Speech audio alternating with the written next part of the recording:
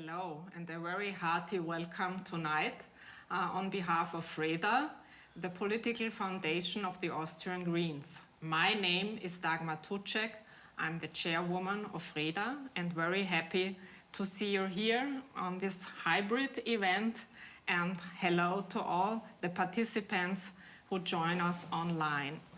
The topic tonight and this night, and it's a very hot evening here in the southern part of Austria. We are in Graz. Graz is one of the capitals here in the southern region, and online you will meet our political colleagues from Graz, Sandra Krautwaschl. I'm very happy that she is here with us online. And the topic for this FREDA Forum talk are green cities. In the past and recently, and yeah, we are very happy to say so, Greens are very good and had good results in elections on local and regional surroundings. So we are emerging in Europe with our green topics. And this is on the one side wonderful, and on the other side it makes us, or it enables us to reach our climatic goals as well. Greening regions and cities has a good result on our big topics in Europe, and I'm very happy to have very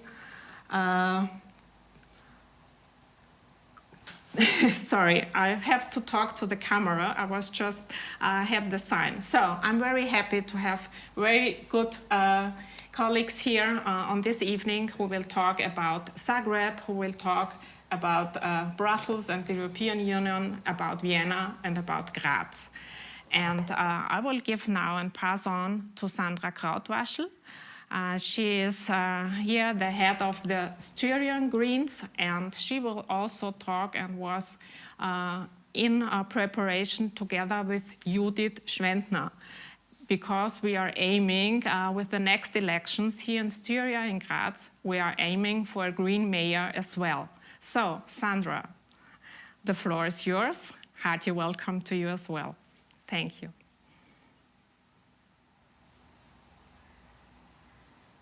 Yeah, vielen Dank, Dagmar. Thank you very much, Dagmar. Can you hear me? Yes, perfectly. Wonderful. Well, thank you very much for inviting me. It's the end of school in Styria today, so I'm actually at another event, and I'm hiding away for a little bit to spend some time here and talk with you about this wonderful and important topic.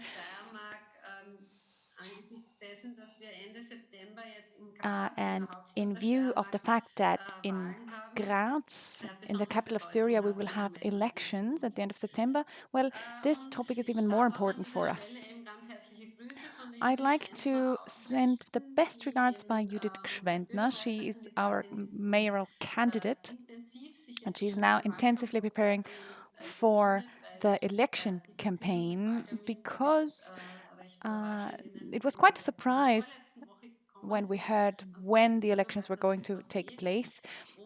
It was announced only a week ago by the current mayor of the Austrian People's Party, 𝗚𝗏𝗵. And if we look at the overall situation in Styria and also at the situation in Graz, we do see an enormous chance to achieve a very important and strong result at the elections at the end of September. The situation in Styria, and particularly in Graz, reflects what many cities or big cities in Europe face, and also what many growing cities face. But the growth of these cities does not match the challenges on a socio-political level, and also not on a level of ecology.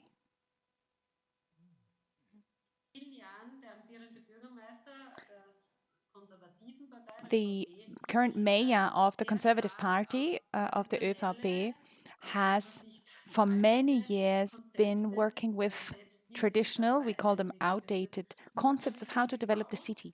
There is a lot of construction And we know that sometimes this is necessary to provide housing for the incoming population, because we do have a lot of incoming population. But it is criminally neglected when it's about important concepts for social coexistence, when we want a vibrant city, a vibrant place where people can live together. And also in terms of green spaces, in terms of adaptation to existing climate phenomena, and also in terms of making sure that in the future we will find good living conditions in the city. I'd like to share an example of my personal life in Graz with you. I'm sure many of you are familiar with what I'm going to tell you. Graz is a highly sealed city. So for decades, it was not considered that we need to secure spaces or ensure areas that contain green space, that contain infiltration area, that contribute to a better climate in the city, that contribute to cooling in the city. So the other day I was walking through the city and the official temperature was 35 degrees Celsius. I feel that it must have been much more. So I was walking through the alleyways where I saw only concrete and asphalt, no trees, no green space. This was around lunchtime. I was on my way back from an event, and after about 10 minutes, I felt I was going to faint. I was sure I couldn't continue and I would need shadow, or I would need to find a place in the shade. And I'm sure that many of you know what I'm just describing, and it really reflects the problems that we face in the cities. On the other hand, the cities also show great potential to make green politics visible. I see a huge potential in Graz as well, and the crisis that we are still facing, the COVID crisis, I believe has really contributed, at least in Austria or in Styria, has really contributed towards people realizing that we need to change something. They have really felt that we need to make sure that we will have a good place to live here in the next years and decades. And one of the huge potentials are our solutions that we propose and that we have been fighting for 20, 30 years. And now finally we can make these solutions so visible that people decide that they want to support us. I see this very much. I see that there is a huge potential. In Graz, we have quite concrete problems that many cities face. For example, we have a very high percentage of motorized private transport. Then in comparison to other cities, we have an absolutely underdeveloped cycling infrastructure. We have a huge lack of green spaces in the development. And we are really forgetting that when we redevelop areas, to incorporate green spaces in the future. We also have classical problems with different social hotspots, which are, in my opinion, always linked to the fact that there are simply too few recreational areas, too few green areas, too few parks, and the city is very much car dominated. The path that Judith is on, or has been on for a while, and the path that she continues to walk in the election campaign is very clear. She wants a new plan for the city. On the one hand, we want to make visible how could the city look like, what could it look like? And Judith uses the concept of the 17 green miles, which corresponds to the 17 green districts of the city. She works with different animations to make these topics visible, and she wants to show, or makes us think, what could green miles look like in the city? What could things look like that had been concreted over when we plant trees, when we create green spaces, and perhaps also create a space where can people spend time in the city but without the pressure to consume or to buy anything. So this is one of the narratives of the one of the green narratives of Graz. And another one is a suburban railway ring. We call it S-Bahn ring, which is a concept to massively increase public transport for Graz and not only think Graz as a city, but Graz with its surrounding area. And this is something that I find crucial. I am in charge of all Styria, so I want to think all the agglomerations and cities with their surrounding areas. This does actually not really reflect the traditional concept of parochial thinking of most incumbent mayors. I'm saying most quite deliberately because I do feel that slowly mayors start to change the perspectives. But if we want to tackle our problems, it is essential that we consider the surrounding areas as well and not only the city centers. I'm not sure about Graz now, but I believe that about 50% of private transport comes into the city from commuters. So even if all of the inhabitants of Graz stopped using their cars because public transport within the city were so good and the infrastructure were so good, we would still face this huge problem of the commuters who were not considered.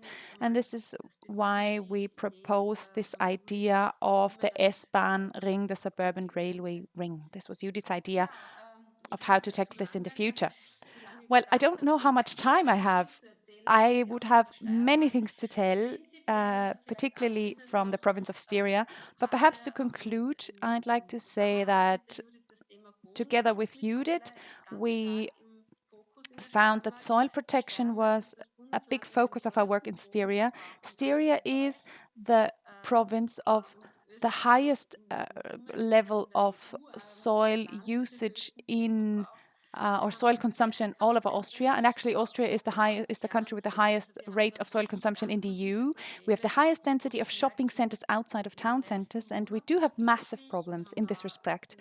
And in the past few months, I have noticed, because we have just begun a campaign on soil protection, I've noticed that people are moved by this. We have a number of petitions that we submitted in cities and municipalities, and some of them had been voted for unanimously by the municipal councillors, and many of the mayors in the Austrian cities and towns most mayors are from the People's Party or the Social Democratic Party.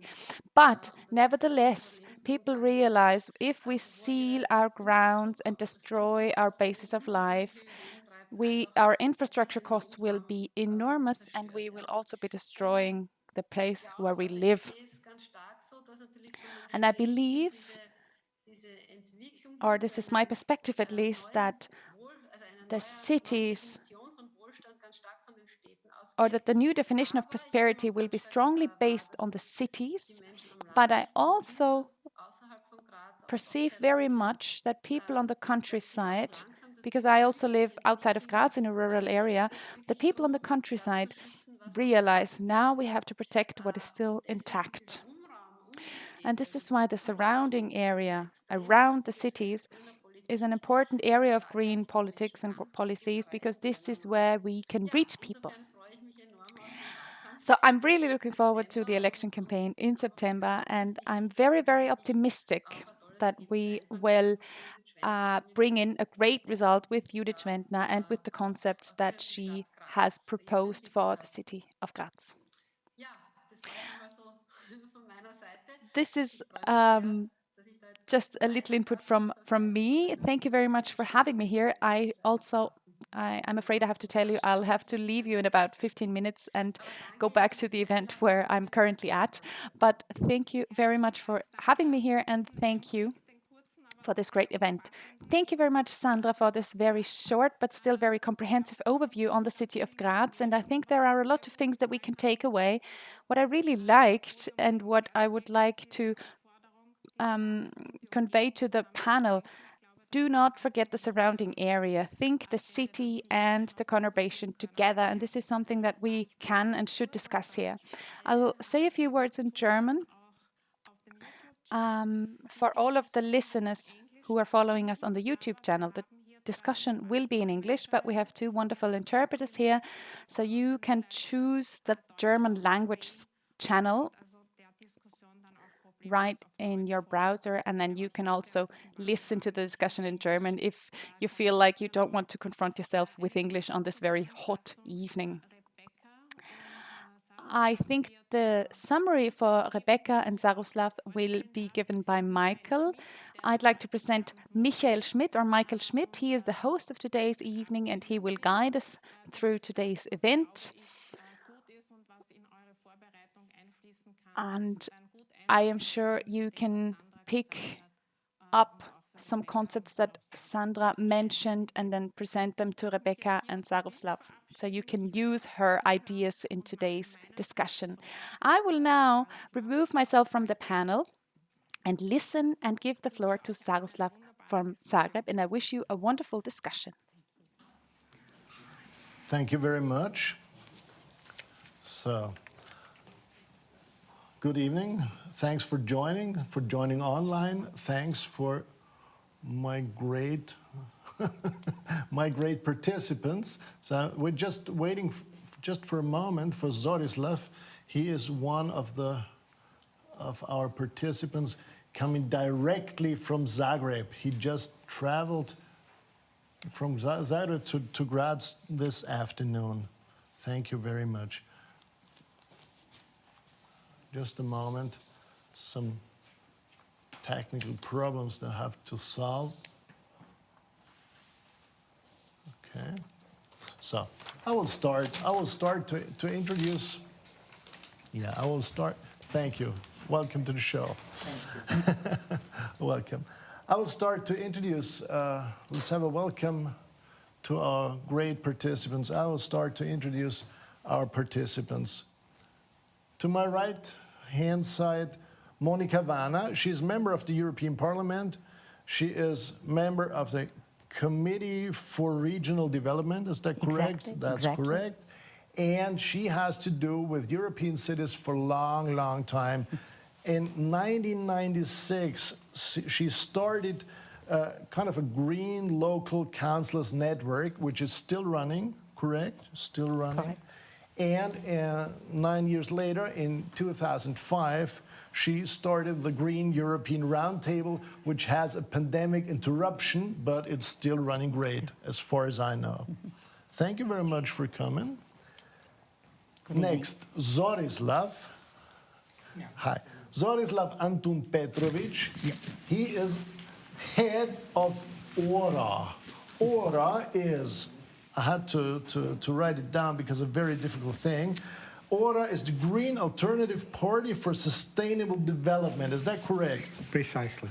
And what I found out, ORaH means walnut in Croatian. Yes. So it's very nice. I like that. I like that very much. So Zorislav will tell us something about Zagreb, I suppose. Mm-hmm. So we're very glad to we were very glad to learn that now we have a green mayor in Zagreb.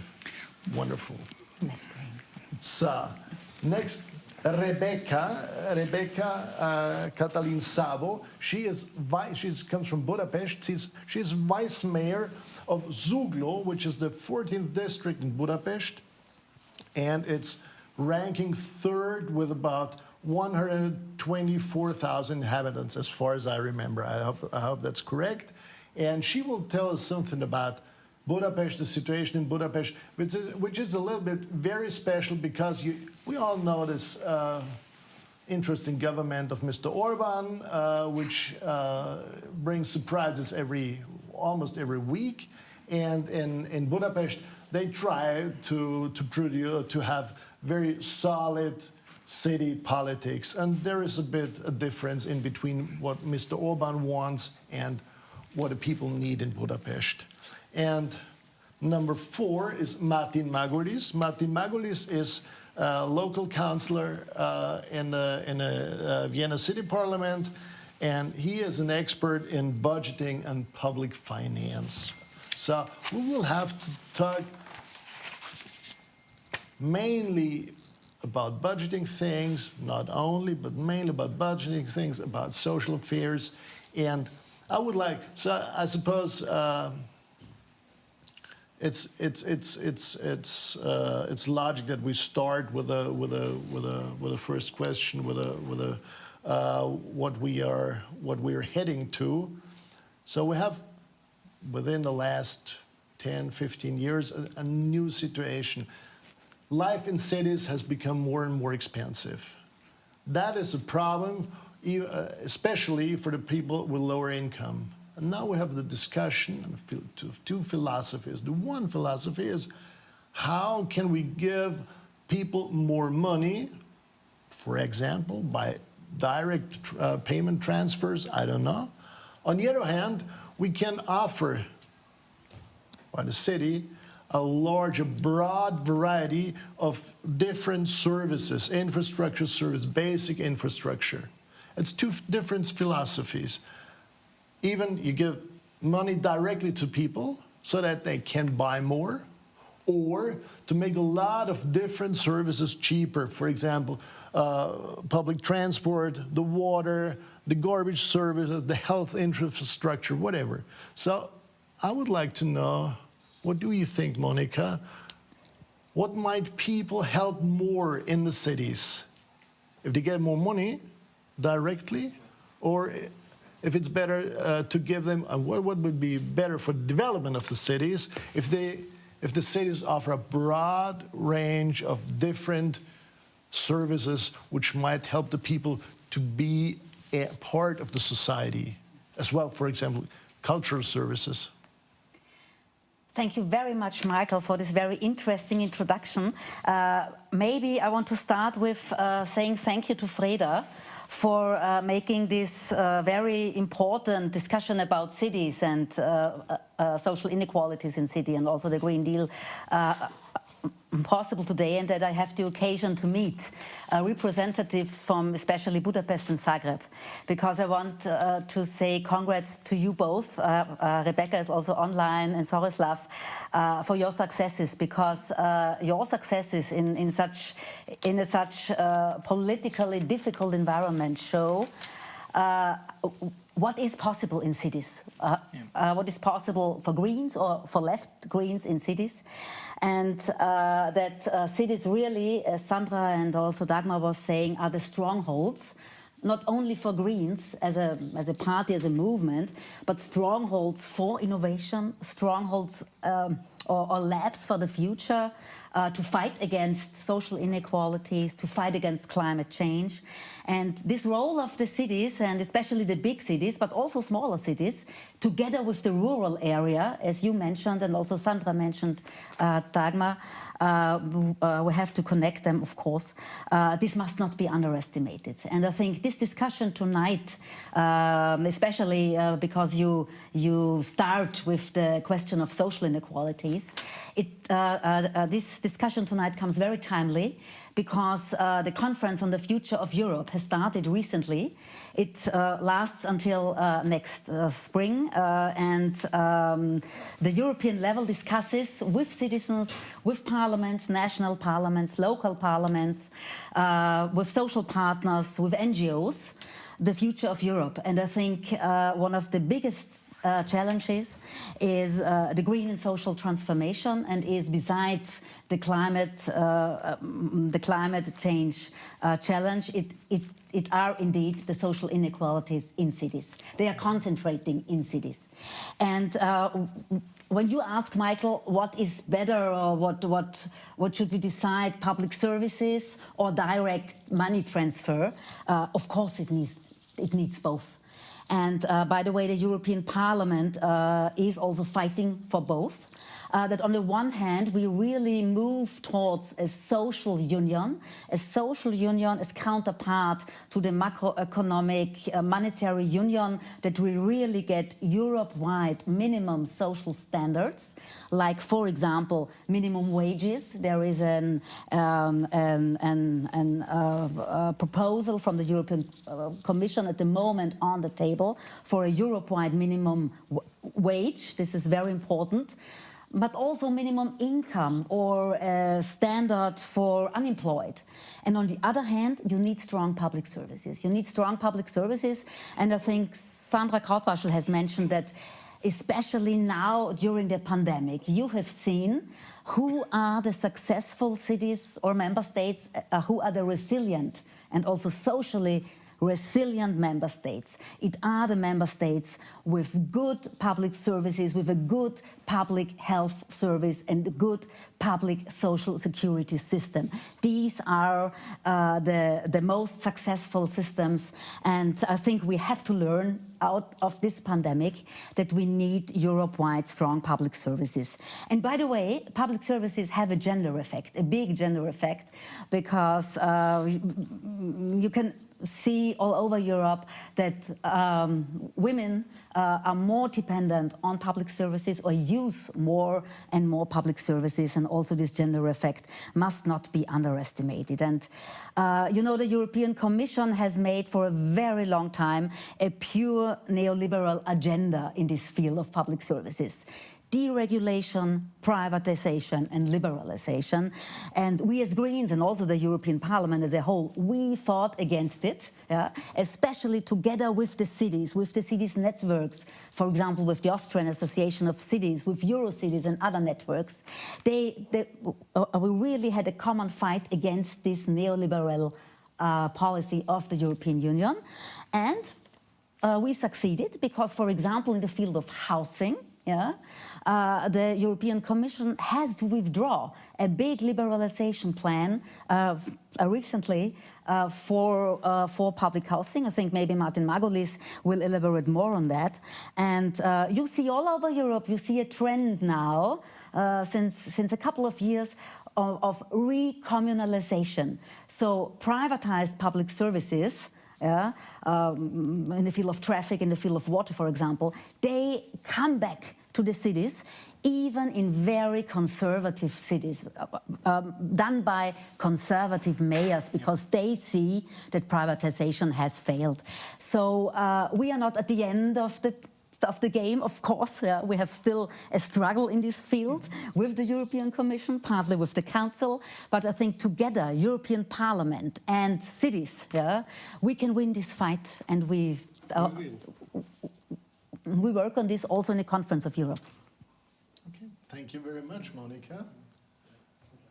Zorislav, obviously you agree. You said, yeah, we will win. We will. So, how are you gonna manage that?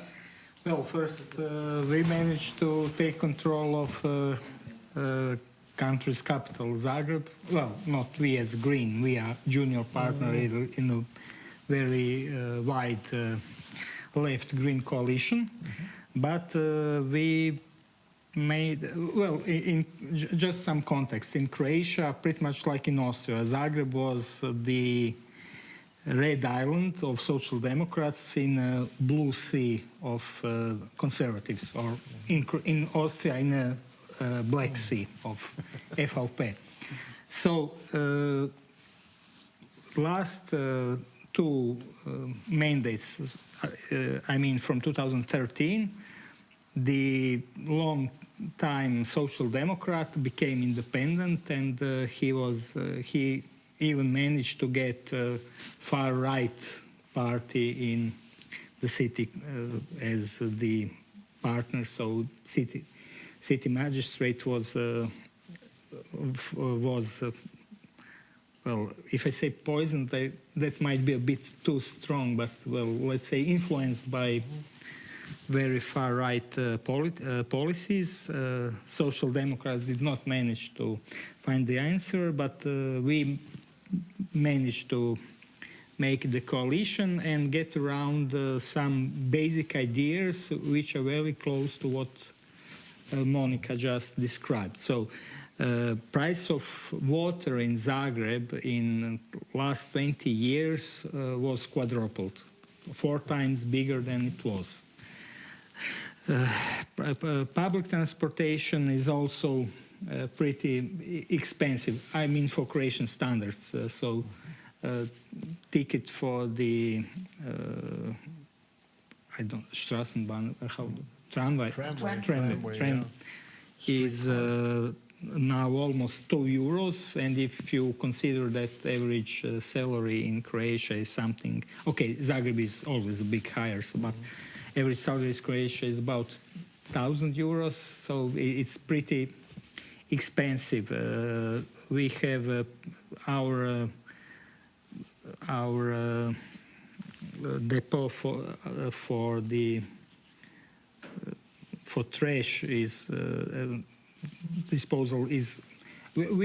Our services are very expensive at the time, so we are hoping to get lower down prices because we firmly believe that well, it's not like human right, but we believe that basic idea, basic role of the city is to provide good service and cheap service for all of its citizens, and of course for all entrepreneurs that are living there, because that generates better conditions for everyone. And on our agenda, for instance, housing is very, very expensive in Croatia, but we are a bit different than most of European Union, because I think only Romania has higher percentage of private ownership of the apartments. We have 96% of Croats own their apartments, and 1 square meter of the apartment is very high at the moment in Zagreb. Well, everything regarding our living standards, it's more than 2,000 and 2,500 euros. So it's like for 1 square meter, you should pay almost 3 salaries.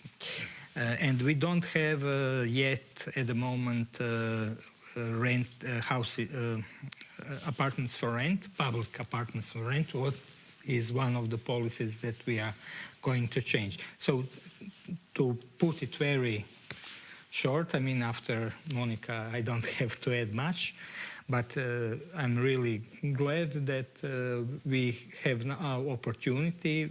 We have majority in the city council. We have a mayor, great mayor, and really, I have to apologize. I really tried to make him come here, but we took over actually it's 5 weeks ago, and after 20 years, in city magistrate we don't have a majority yet, so it's. So he's probably at the office right now.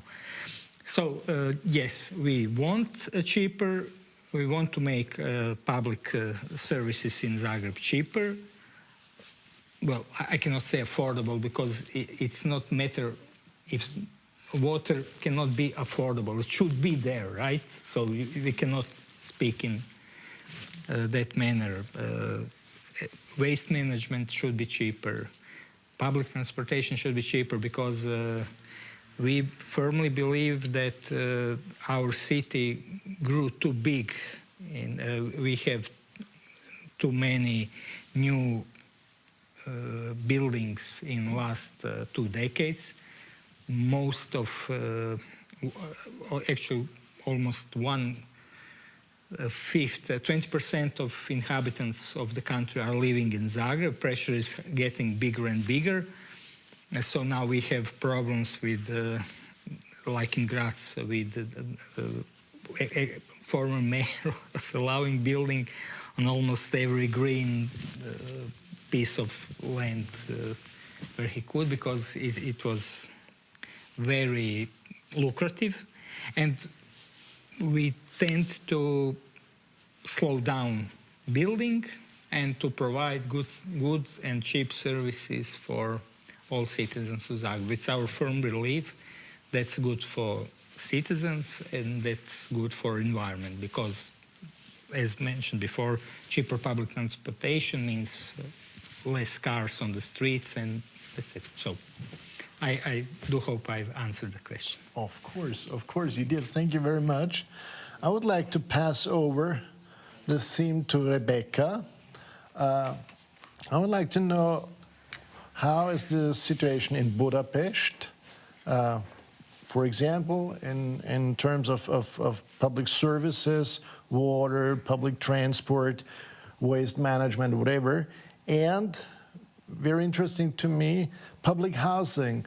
A few years ago, I learned that in Hungary, it is unlawful to be homeless. Is that true, or did I misunderstand something?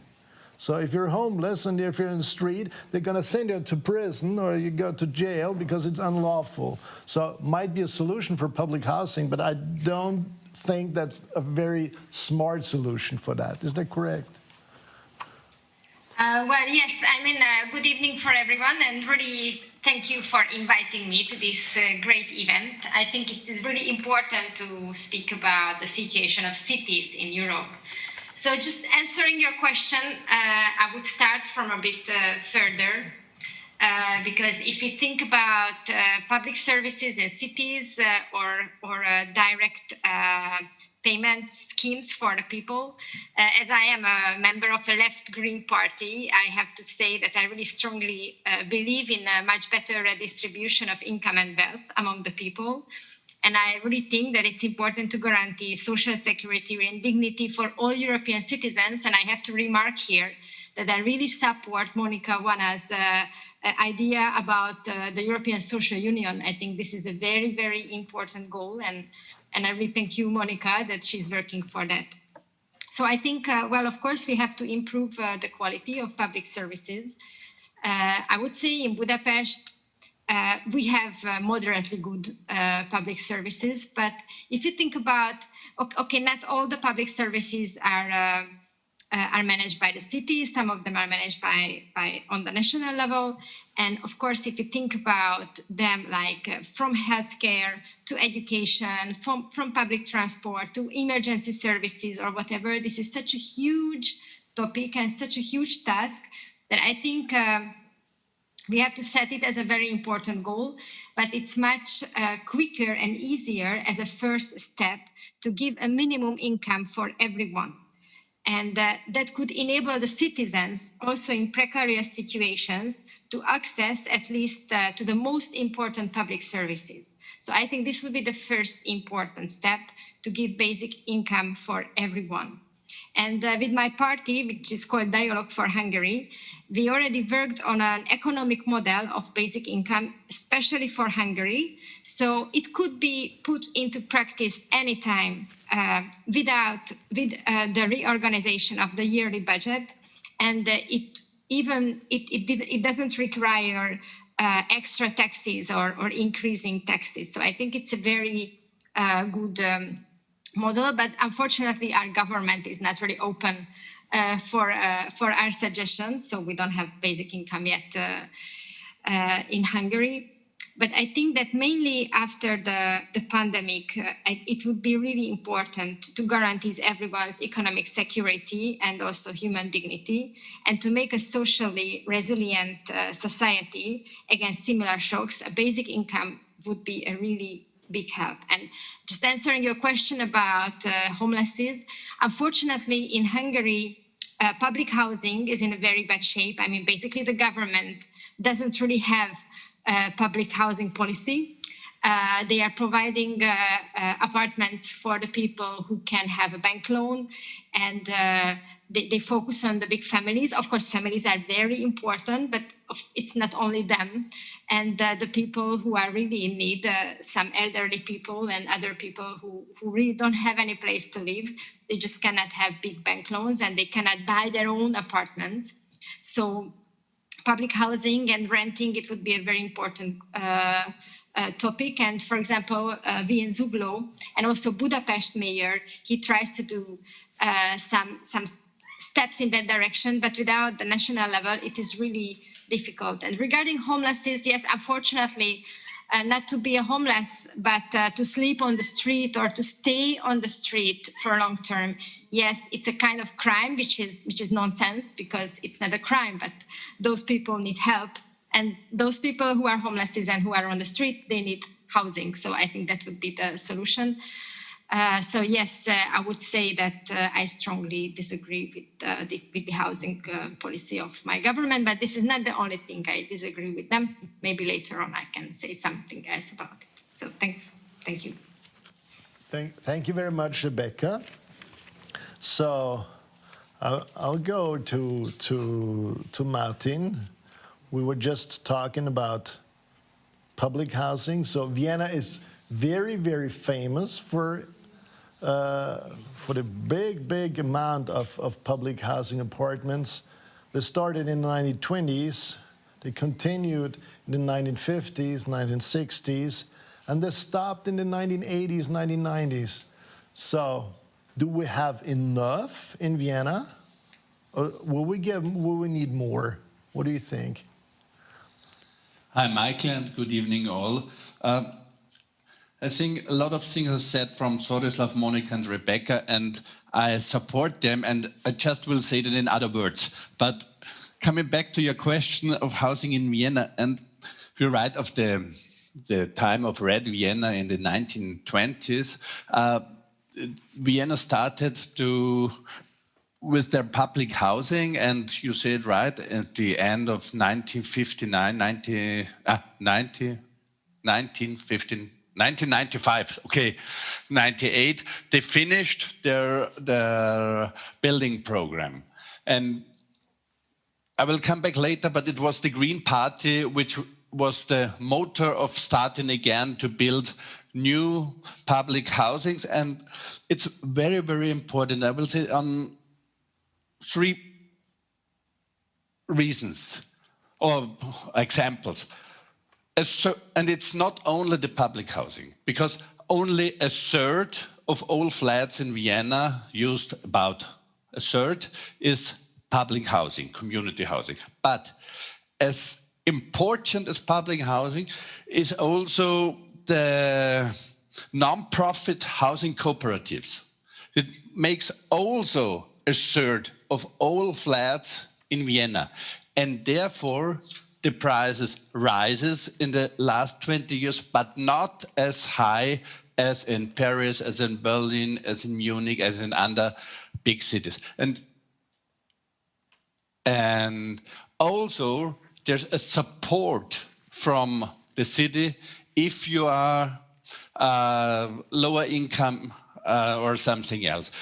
And nearby the state social welfare.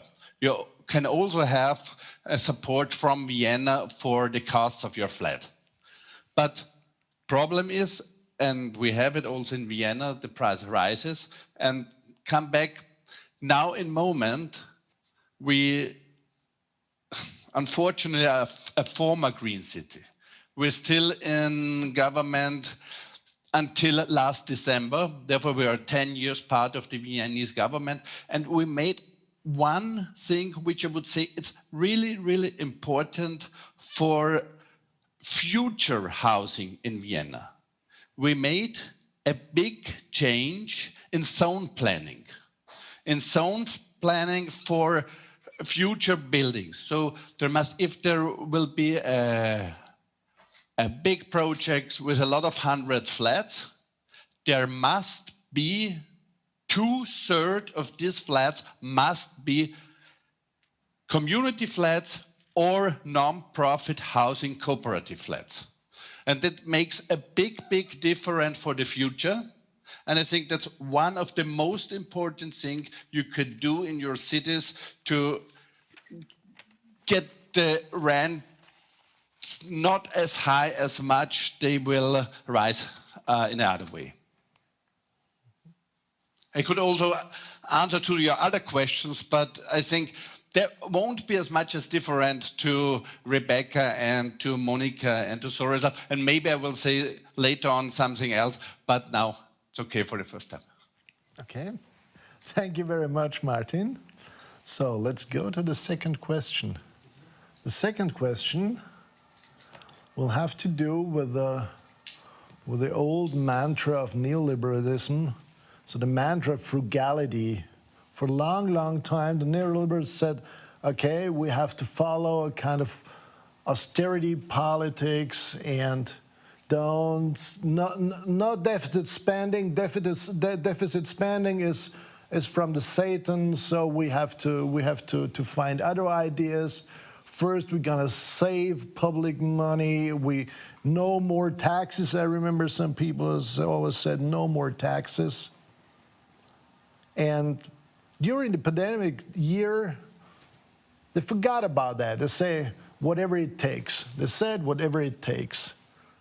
And now, as we see the end of the tunnel, at the end of the pandemic tunnel, all those neoliberal priests, they creep out of their holes and say, okay, but now we have to stop. We have to stop deficit spending.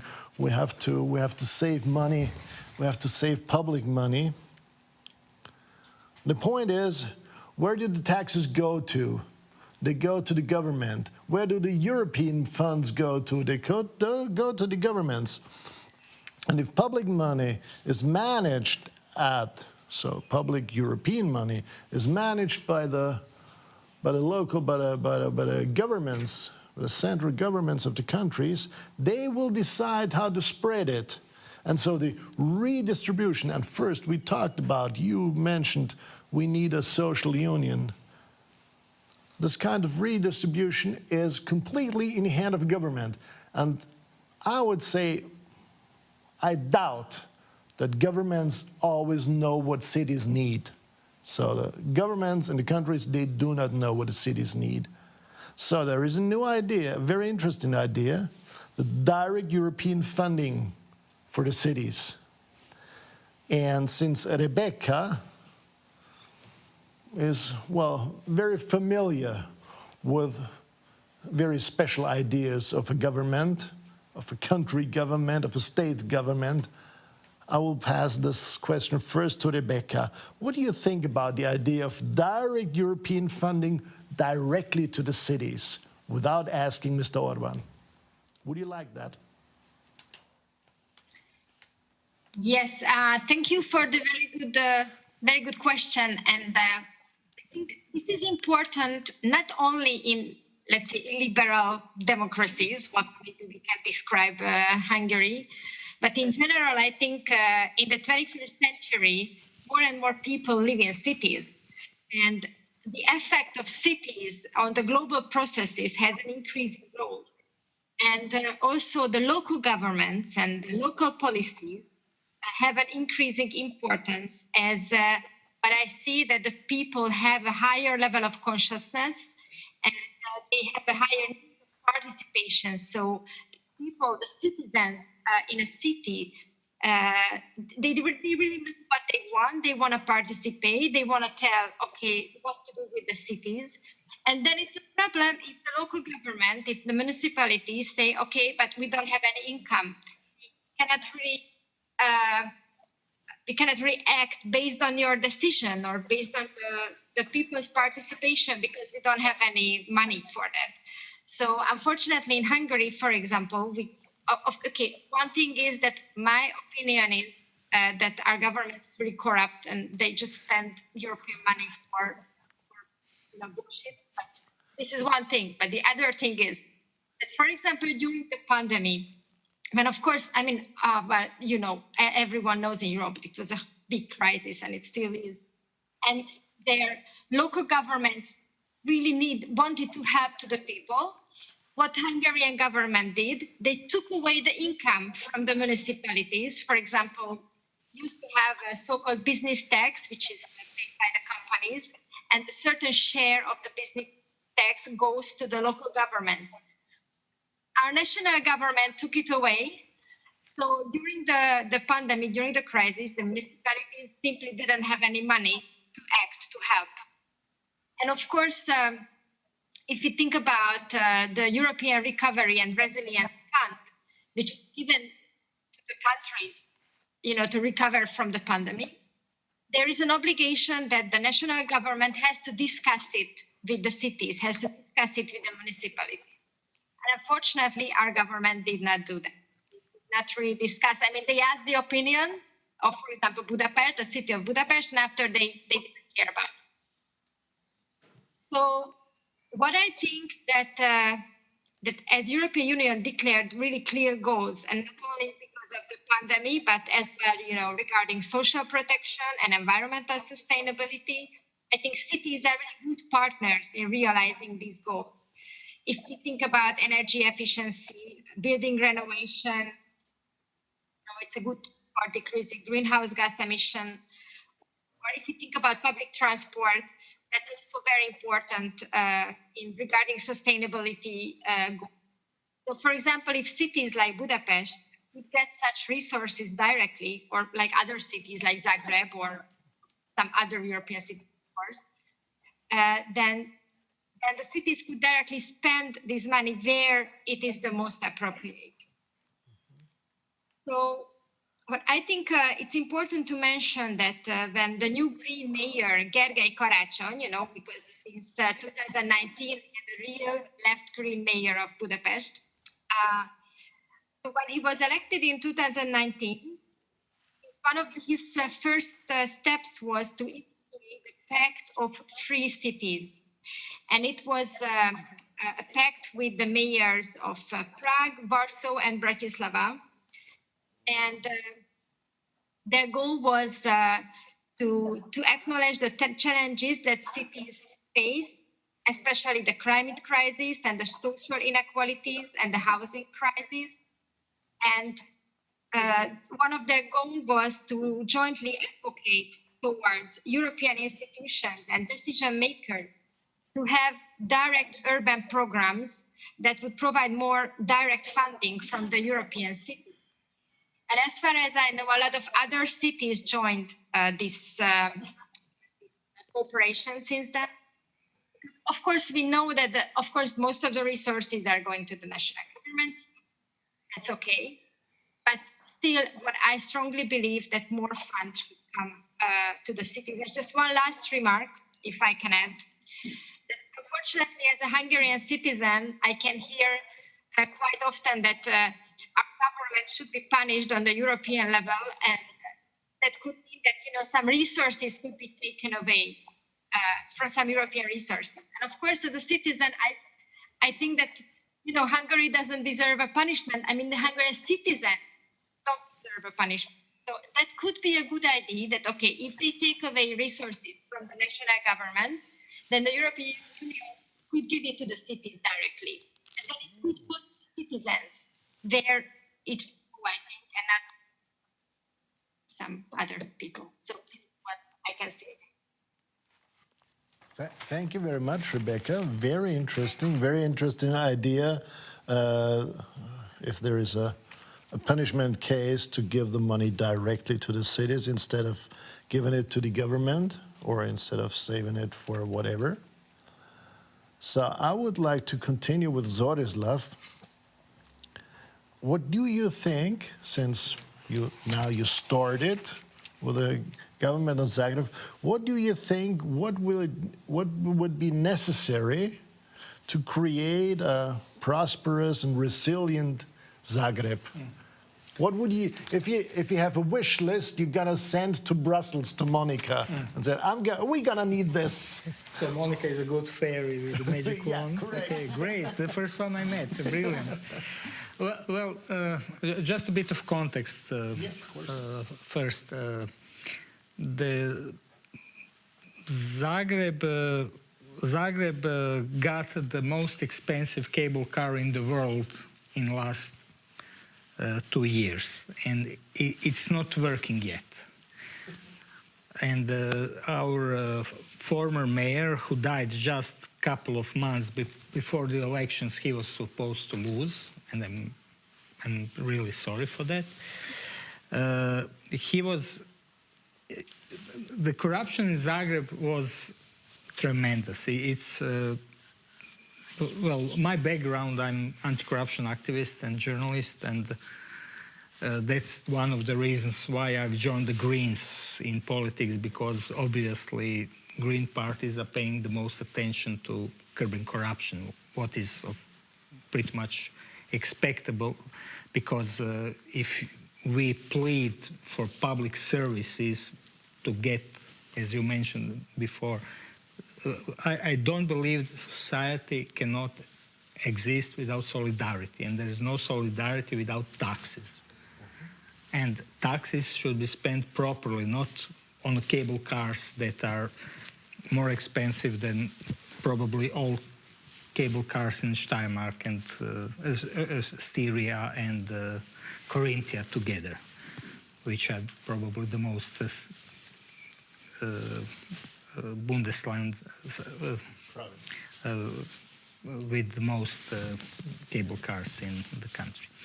So I would first, what we are going to do, and I hope we'll be successful, we will make totally transparent budget, so everyone will see where every cent is going. And basically, money from European Union could be used for, let's say, improvement of services. So Zagreb is not really that big. I don't think we need a metro because it would be too expensive, but we do not use our railway network within the city for local transportation, like I don't know if Graz is big enough for that, but I know that in Vienna there are Schnellbahns that are used for metropolitan area. So I think that would be helpful. We would definitely, we have to improve our water supply system because we are losing at the moment about 50% of total. Croatia is really rich with water, but unfortunately, system in Zagreb is not very good. And well, I really believe if we manage to get rid of corruption, we will have enough money to do whatever we need in Zagreb. Because if former mayor was probably paying this glass 50 euros, and I'm pretty certain it's cheaper than that. So I cannot think at the moment what really EU funds might really help, because I mean we could use them only for some basic services where we are not really good at, and maybe for some extra good level of services. And just one, if I might just add two remarks regarding direct funding of the cities. I don't think that it's a great idea. I really like it because, as Rebeca mentioned, Croatian, what her government, Hungarian government is doing with the money, Croatian government is also. Now in this new, Ursula von der Leyen was yesterday in Zagreb. EPP is, I'm pretty certain, well, Monica knows that better, but I'm pretty certain that if EPP allows direct funding, well, not EPP, European Commission, but if EPP supports that, at the moment, our National Conservative Party is in power in only 4 out of 10 biggest cities in the country. 3 biggest, they are not even close in 3 biggest. If EU funding goes straight to the cities, then their cities won't have anything out of that because they do not have, let's say, they don't have experience and knowledge to use funds properly. And cities like Zagreb, Split, and Rijeka, that are the biggest, they're pretty much like Linz, Graz, and Vienna in Austria. Okay, a bit smaller, but just to give you some perspective, we would go rocket high, and for them that would be a disaster, because only then, with some extra money, we would show how, with proper governance, good services could be provided to the cities. And it's a great idea. I'm pretty certain our fraction in European Parliament will support it, but for conservatives, that's what I know about conservatives in Croatia. I do hope your conservatives are okay. But for conservatives, that would be suicidal, really, to support such idea. Okay, thank you very much. Monica, you wanted to mention something. Of course, this is a political game, as Rebecca mentioned, and you. And of course, we are supporting this idea as a Green Group in the European Parliament of direct funding for cities for a long time. And I thank the 4 cities of the Visegrad very much, Budapest, Warsaw, Prague and Bratislava, to have initiated this, and also the Pact of Free Cities, because this encourages us, and we bring this to the European Commission, and we also bring this now to the Conference on the Future of Europe to strengthen the local level, because I think direct funding for cities is not only good for the citizens, because the cities are much nearer to the citizens and know what they need, as Rebecca mentioned, but it's also very good to reduce the corruption a little bit. Yeah, of course, it depends on the government, that's clear, but it also is much more effective use of the EU funds. And I think the EU funds, the regional policy in Europe, I know it's criticized very, very much, because much money is going there, and there is indeed much corruption, and it is indeed very hard to get, especially for, let's say, smaller enterprises or NGOs, to get EU money, because it's very difficult to get it. But I'm really a fan of this regional policy, because it's one of the policies of the European Union that clearly aims at reducing inequalities and really aims at topical aims like reducing poverty, the Green Deal, and homelessness, and other topical aims. And I think in other areas of EU policies, you don't have such clear aims. And so I think we should make this EU funding better and more transparent. Transparency is a very crucial issue. And I just want to mention one thing that Rebecca mentioned. And most of the citizens, even Austria and other countries, don't know that we have the so-called partnership principle in European funding.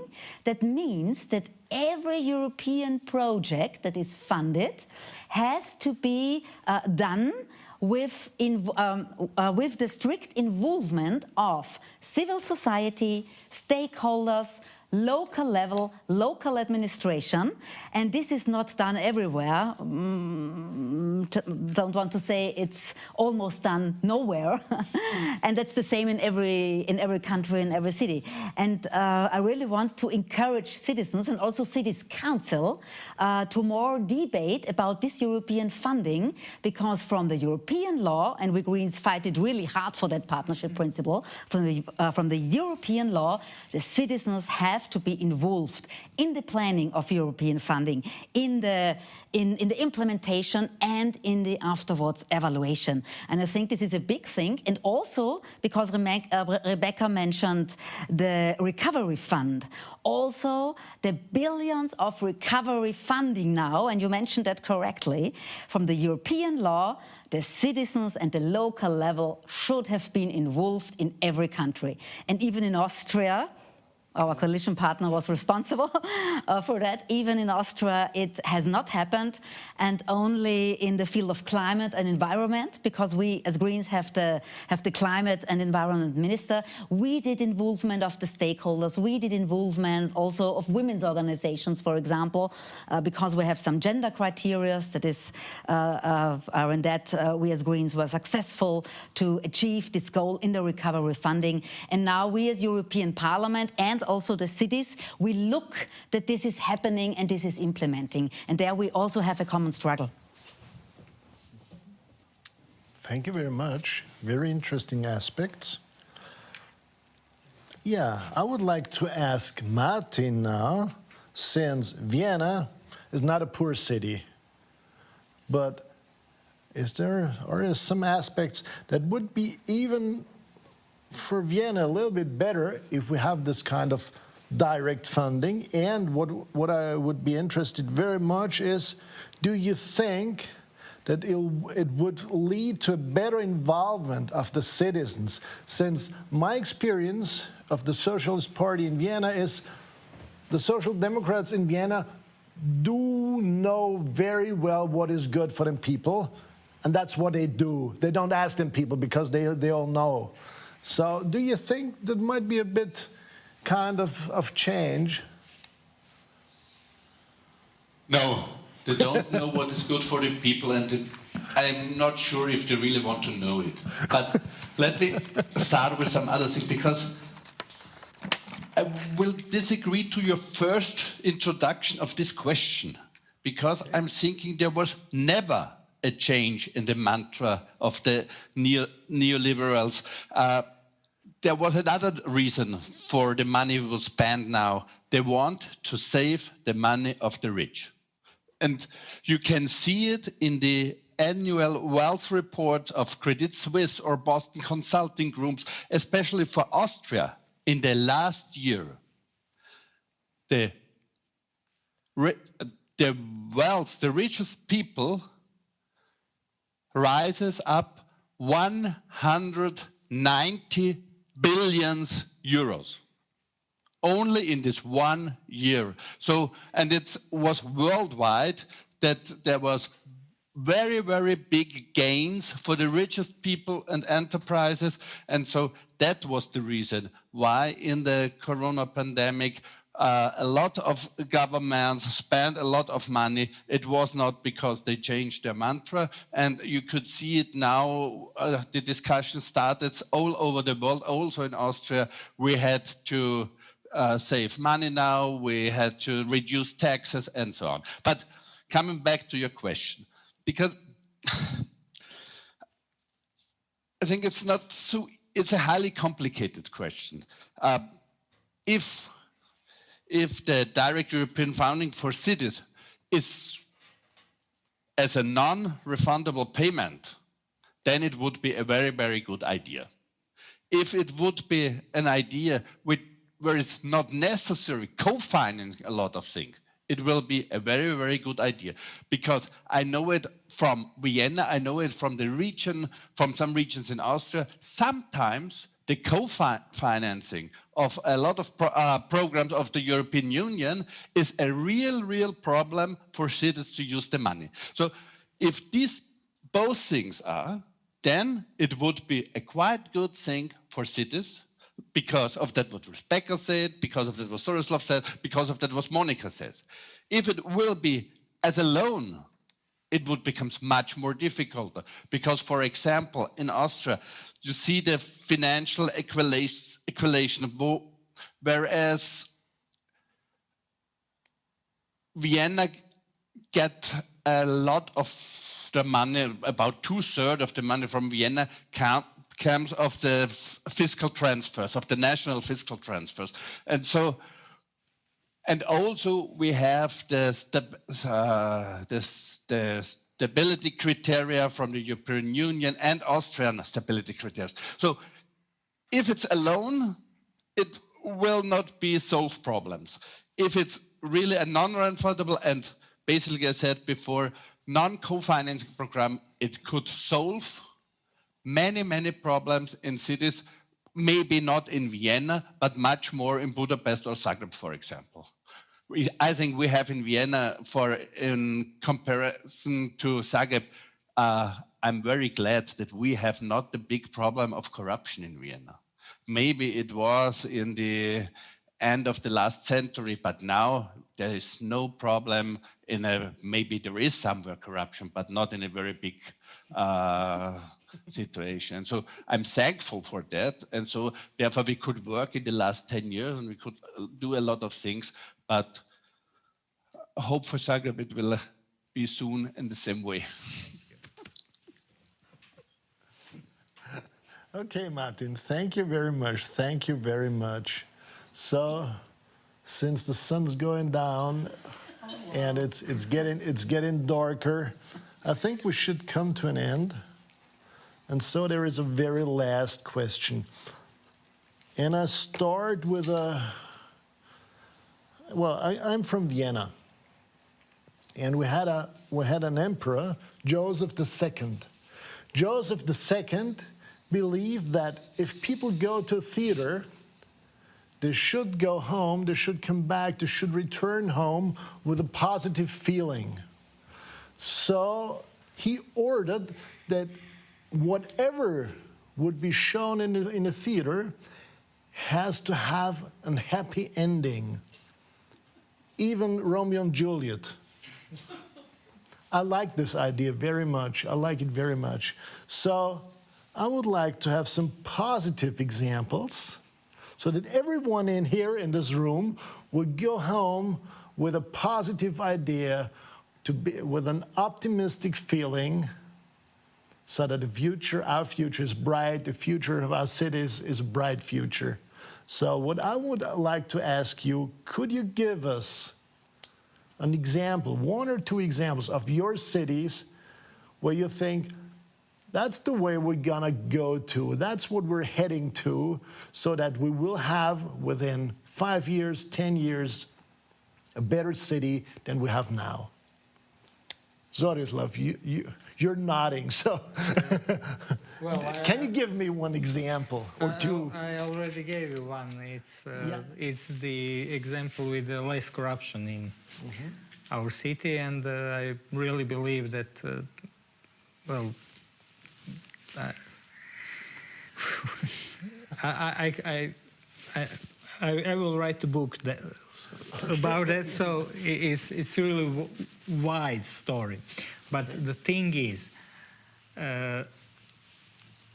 in Zagreb, citizens pay enough taxes to have great services, really great services.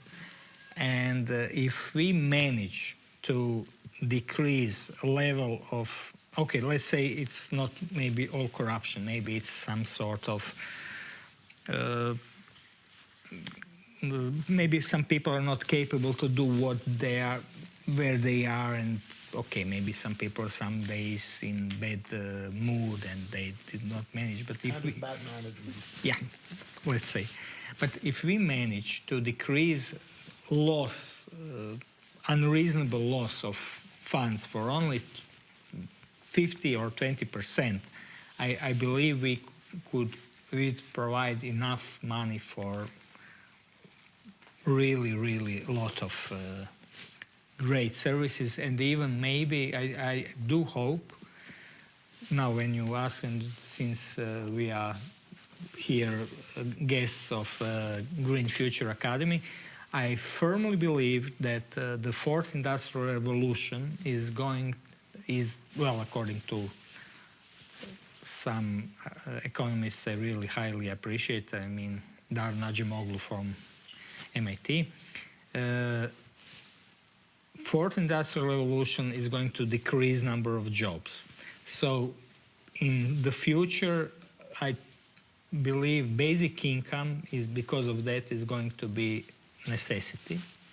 And I do hope that Zagreb is going to be one of the first cities with basic incomes for all of its citizens, no matter how old they are.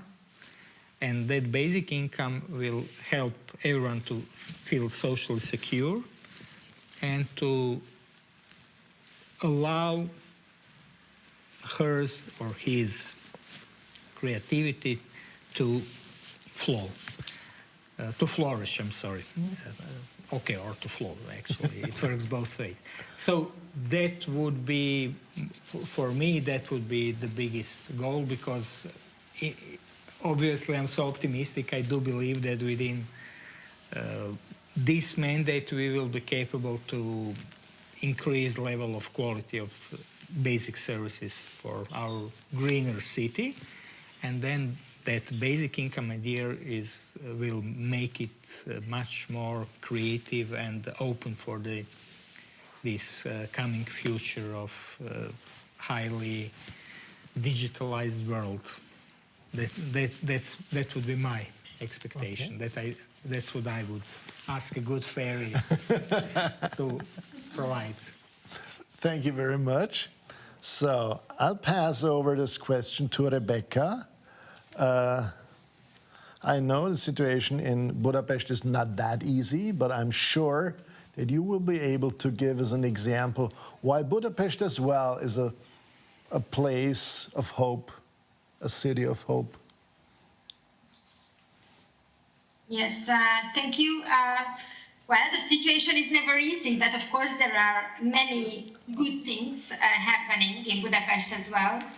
So yeah, I really think that it is very important to give a progressive and a cooperation-based narrative to the citizens, which reflects their needs and fears. I think the cities have a great role in that. And, for example, the Pact of Free Cities I already mentioned, which was initiated by the mayor of Budapest, 𝗙𝗥𝗘𝗗𝗁, I think it also had this role because, of course, it's not caring about the European fund, but it's also a pro-Europe frame for networking and for commonly participate in a lot of concrete actions and policies. It can be regarding climate action, energy cities, or social initiatives, and a lot of translocal networks, which are mentioned in the cities as Places of Hope initiative as well. And I would mention just two other things, for example, that this year Budapest has made a call for the people to make part of its budget as a participatory budget. So 1 billion Hungarian forint, approximately 2.8 million euros, was somehow given to the people that they could vote different projects. First they could propose different projects, and after they could vote for it. And the end will be based on the vote and the participation of the people. It will be carried out by Budapest municipality. So this is one thing which is, I think, a very positive thing, and we try to involve people. And the other thing that Budapest has created a climate strategy regarding the climate crisis, and there was a climate assembly.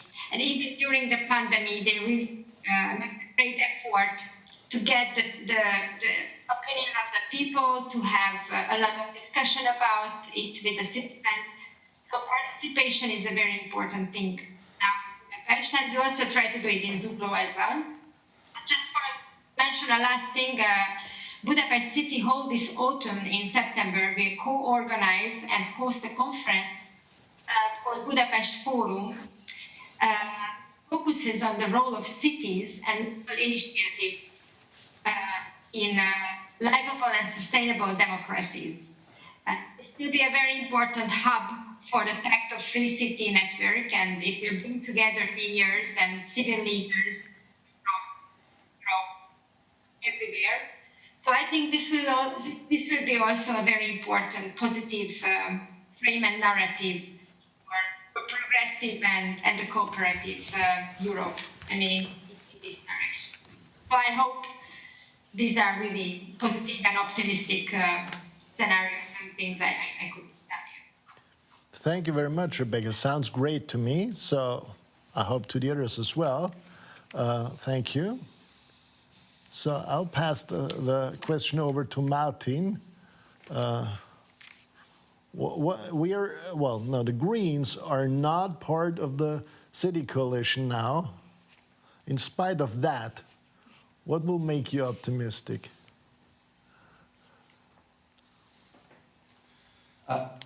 First, let me short answer to Zorislav and Rebecca. I hope your wish will come true. And hearing about your problems, I'm glad to have our own in Vienna. because it's much more easier than work in Vienna than work in Budapest and in Zagreb. But coming back to Michael's question, I think because Monica is sitting beside Michael, and it was Monica and me, I think about 18 years before, when we started in Vienna as opposition, the gender budgeting. And Vienna makes first big city with gender budgeting. Now, we started in last year when we were in government.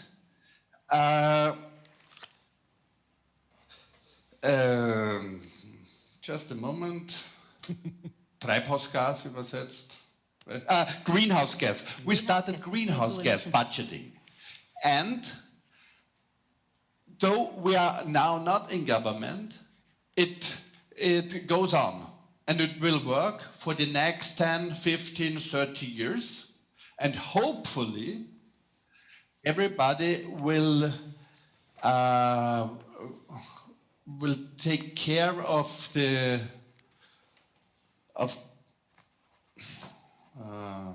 Ergebnisse, results of the results. So, yes.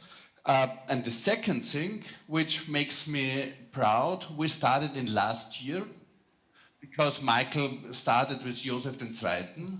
We started, whereas the pandemic, the culture workers were in big problems.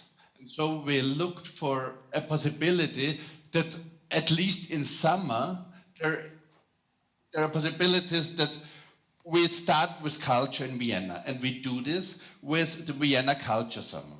It was with a lot of free groups, with cooperations with civil society and so on, and it was a big success. And something which makes me glad is we'll do it this summer again. It's not necessary to be in a government to make good things stay longer and stay. And therefore, I'm really zuversichtlich, Optimistic. optimistic for the next years in Vienna, and I'm sure in the next decade we will be back in government in Vienna, because I think when these people recognize that it's sensible and useful if Greens are in the government of Vienna. Thank you very much, Martin. So, dear Monica. Dear Michael. You're going to find to kind of conclusion. Yeah. Oh yes, of course, because these were great examples of,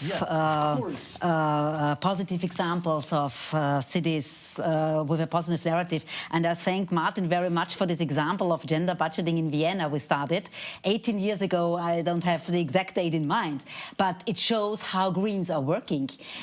This is a real sustainable thing. Yeah, some things that we are fighting for take very long, and we need a long time, but we stick to our dreams. We are very resilient, either in a position and in government. And yeah, some things take long, but at the end, we are very successful. And I just took some notices during your question of positive things that we achieved in cities. And just these 5 minutes I have out of green governments. Barcelona, the car-free superblocks. In Oslo, a climate budget.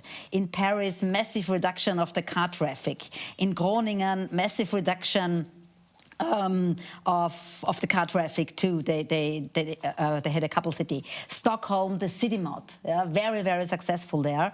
And Lyon, the age-friendly city. So this is a very, very long list of the last years of Greens in European governments that were successful, and most of these governments were re-elected at least once. Yeah, so I think we really can be proud of, and it really shows that yeah, cities are not only, as I said in the beginning, the green strongholds. Cities are the strongholds of innovation and for our future.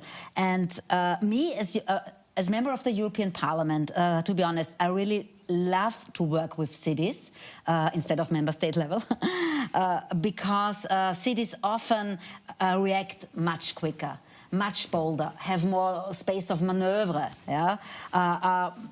much more brave and innovative, and many good and progressive ideas in the last years have come out from the local level. You mentioned, of course, housing, or the fight for public investment in public housing, but also, and Martin mentioned that, and with this example I want to conclude, also the fight against austerity and the fight against poverty is coming more and more bottom up from the cities. And one of the claims of the cities for years now is to fundamentally change the European Monetary Union with this criteria for deficit and savings, yeah, that led to austerity and led to the decline of social services. And the cities are claiming a so-called golden rule with exemptions from these criteria when you make investments in cities, when you make investments against climate change, for example, when you make investments for social security, that these investments in cities on the local level are excluded from these criteria for the monetary union. And I think this is crucial for the future of cities. And